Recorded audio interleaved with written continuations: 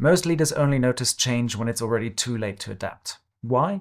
Because you're busy, you're buried in emails, meetings, putting out today's fires, and chasing quarterly targets. But while you're focused on the now, the world keeps moving. By the time you finally lift your head out of your inbox, AI is rewriting industries, regulations are changing faster than policies can keep up, and customer behavior is evolving in real time. And you're finding out about it on LinkedIn, after the shift has already happened.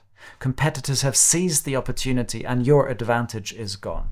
Horizon scanning flips that script, turning you from reactive to proactive, so you can see what's coming before it's obvious. Here's the uncomfortable truth.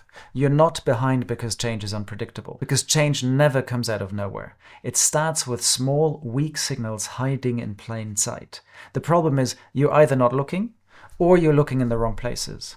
That's where horizon scanning flips the script, turning you from reactive to proactive, so you can spot change before your competitors catch on. And in a moment, I'll show you exactly how to build that radar for yourself. The good news is that you can train your brain and your team to spot those early signals. In this video, you'll learn the difference between open and focused horizon scanning, and when to use each, how to define your scanning goals and sources, simple tools to capture and share signals with your team, how to turn scanning insights into strategic action. And stick around until the end, because I'll reveal the single mistake that makes most scanning efforts useless, and exactly how you can avoid it. And here's the secret. Filtering the noise isn't about tracking more. It's about tracking better. I'll show you how in just a bit. Before we get tactical, let's look at what great horizon scanning actually looks like in the real world. In the next minute, watch for three things: the weak signals, the pattern they revealed, and the bold bet Apple made. Back in the early 2000s, carrying tech was a little bit clunky.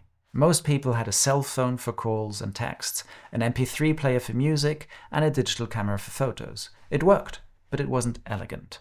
People wanted one device that could do it all. Here's where Apple's horizon scanning paid off. They were tracking rising consumer frustration with juggling multiple devices, advances in miniaturized processors and touch interfaces, and early signals that mobile internet use was about to explode. Instead of just making a better iPod, Apple bet on convergence, a single device that combined music, communication, photography, and apps. Competitors who missed those weak signals? Many, like Nokia, Kodak, and BlackBerry, never recovered. This is the power of horizon scanning, seeing the signals early, acting boldly, and turning change into opportunity. And you don't need Apple's budget or a team of futurists to do this. The same principles that helped Apple spot the smartphone shift can help you spot the weak signals shaping your industry. By the way, if you want to go deeper, I've put together a free 5-day email mini course to help you start scanning with confidence. The link's in the description below. But let's break it down into a simple step-by-step process you can start using this week. Here's where most people get it wrong. They think horizon scanning means read everything and hope something clicks. That's not scanning, that's scrolling. Real scanning starts with a choice. Do you cast a wide net, or do you aim at a specific target? That's where the two main approaches come in: open scanning and focused scanning. Many teams make the mistake of skipping this step, then drown in irrelevant data. Open scanning is about exploration. You're not looking for something specific. You're scanning across industries and topics and disciplines to see what pops up.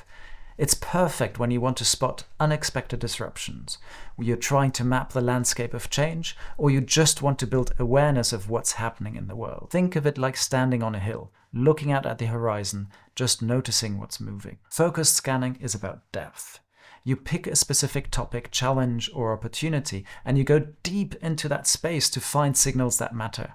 It's perfect when you need insights to inform a decision or strategy, when you're exploring a specific challenge like sustainability or digital tools, or when you want to validate a hunch your team already has.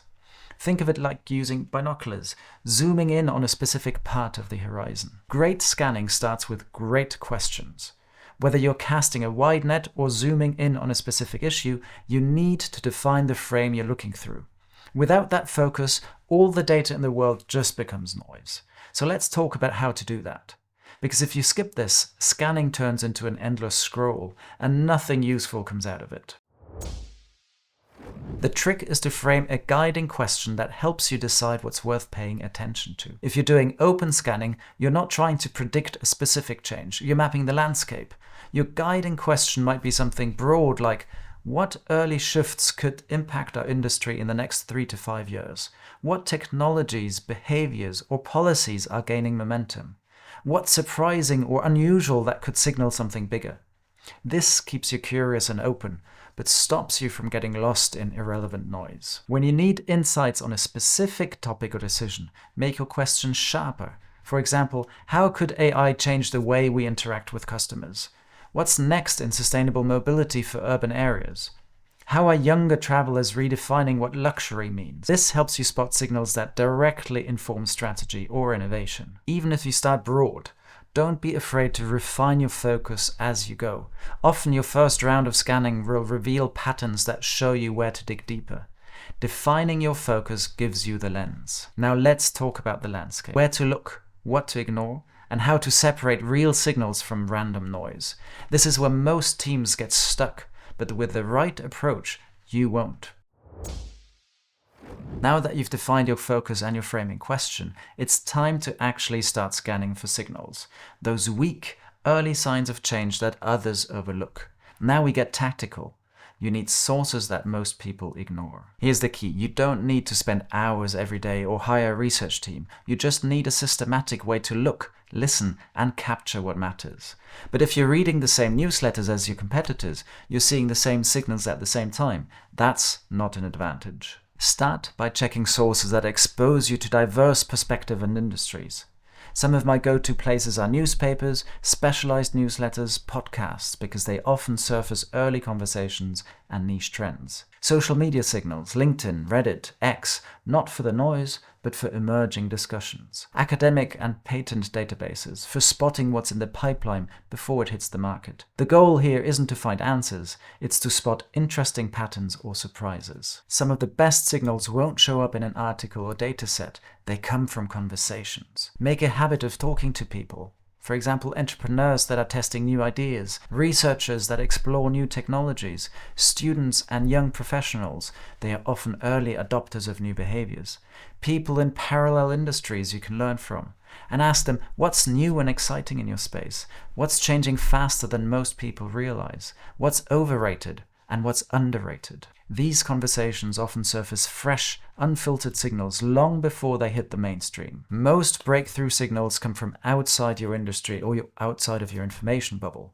This is particularly important because the algorithms keep feeding us what we consume. If you're in manufacturing, scan sectors like mobility, health, gaming, or finance, because disruption almost always comes sideways, not head-on.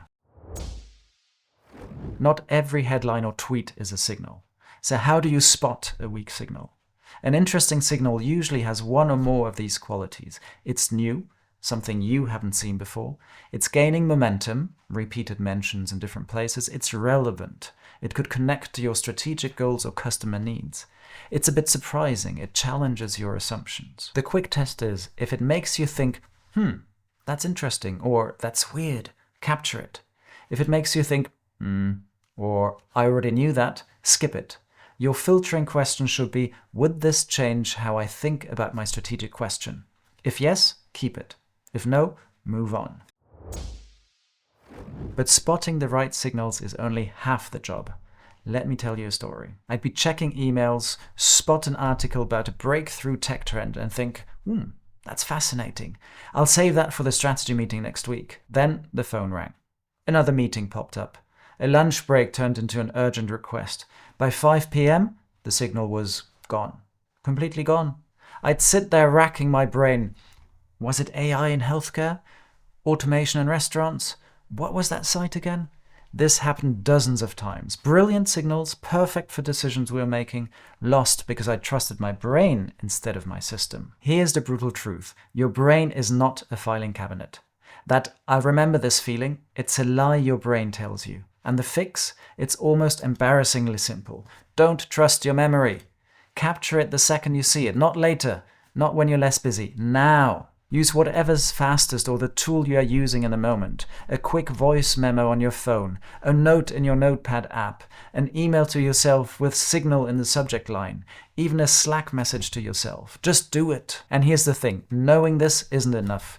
Signals only create value when you act on them. So don't let this just be another video you watch and forget. Take action today so you won't be left behind. I've put together a free 5-day email mini course that walks you through the basics of horizon scanning, step by step. Check the link in the description and let's get started. Capturing signals is critical, but it's only half the battle. Collecting data without making sense of it is like filling a library with books you'll never read. The real power comes when you connect the dots, turning scattered signals into actionable insights. Here's a simple framework. Look for patterns, not single articles. Ask, is it credible? How big could its impact be? How fast could it scale? How long do we have to prepare? This is where breakthrough insights happen.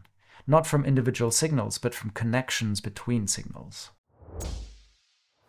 Here's the thing, scanning without action is just trivia. You can collect all the weak signals in the world, but if you don't act, your insights don't create value. Here's a practical framework to turn scanning into impact. Once a month, gather your findings and share them. Don't overcomplicate it. A 15 to 20-minute discussion works. Highlight trends, surprises, and emerging opportunities. Invite your team members to reflect. What does this mean for us?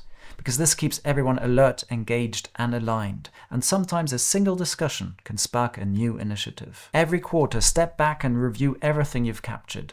Add new signals you've discovered. Drop anything that turned out to be noise. Look for patterns or connections that weren't obvious before.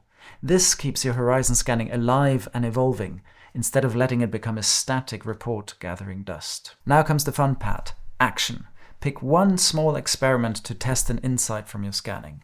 If you spotted growing interest in a particular service, pilot a new program for a limited audience. If a tech trend shows promise, run a small test project. If a policy change is coming, model scenarios to see how your business could respond. The key is learning fast and iterating. Even small actions can give you an early advantage, long before competitors notice the trend. Acting and reviewing regularly turns horizon scanning from a passive exercise into a strategic habit. It's how small signals become real competitive advantage. And in just a moment, I'll show you how to make scanning a habit that sticks, even with your packed schedule. Do you want to know why most horizon scanning fails? People try to boil the ocean. They scan everything, capture everything, analyze everything. Within 3 weeks, they're overwhelmed and quit.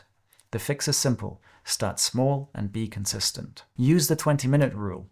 Week 1, you spend 20 minutes scanning your sources. In week 2, you share with your team and bring their signals to the table too. In week 3, you connect the dots between the signals. And in week 4, you plan one small experiment. That's it. 80 minutes per month.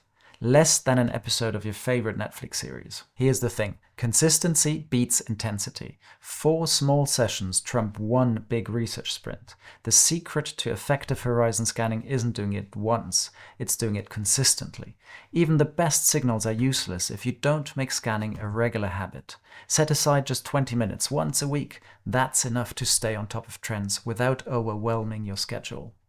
Think of it like a coffee break with a purpose, a small, deliberate routine that keeps you connected to the changing world. If you're working with a team, don't let it fall on one person. Rotate scanning responsibilities. 1 week someone monitors industry news. Next week, another team member tracks social conversations or academic research. This keeps the process fresh, prevents burnout, and brings multiple perspectives into the mix. Use a shared tool so insights don't get lost. Notion or Miro for visual boards and tagging. Google Sheets for simple lists and easy filtering. Whatever works for your team. The point is, everyone can see, comment, and add signals. Over time, this shared repository becomes a living radar, a map of weak signals that you and your team can explore, connect, and act on. So that's how you make horizon scanning a habit that actually sticks. And if you're ready to go further, to build a full system that helps you and your team spot weak signals and turn them into strategy, I'm putting together a brand new Horizon scanning course. It's not live yet, but the waitlist is open. If you join now, you'll be first to know when it launches, and you'll get access to special early bird bonuses.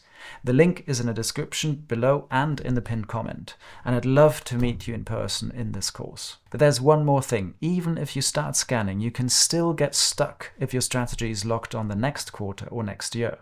To create real impact, you need to break free from short-term thinking. Watch this video next to see how visionary leaders like Paul Polman from Unilever and Ivan Chouinard from Patagonia escaped the quarterly trap, and discover the one counterintuitive move they made that completely shifted their organizations. I'll also show you my 3-step framework to build a future-ready mindset and start leading with long-term clarity and confidence.